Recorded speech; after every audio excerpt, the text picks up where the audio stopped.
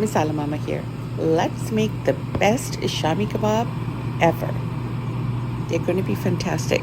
Let's make them. I'll post the ingredients on the screen. For Shami kebab, it's better to use ground beef that has at least 30% fat to give it a nice smooth texture. The chana dal should also be soaked at least 4 to 6 hours. You can also use ginger and garlic paste here.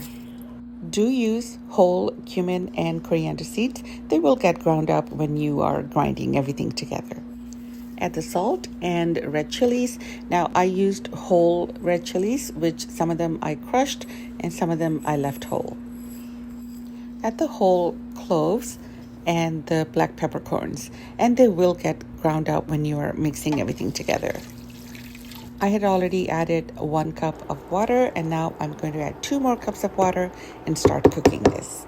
Cook on high heat until the mixture comes to a boil, and then reduce the heat and cook on medium heat until the water dries up and the ground beef and the lentils are tender.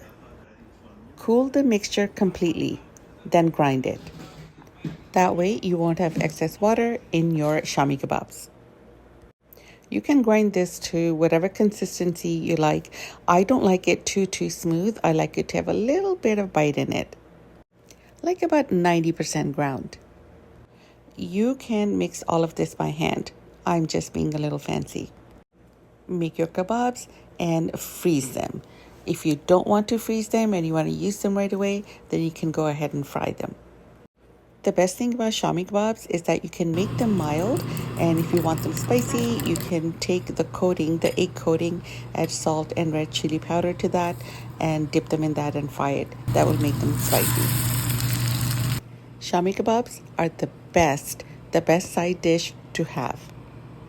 Keep them in your freezer, and you can take them out, thaw them, fry them, use them anytime you want. They make the best picnic sandwiches.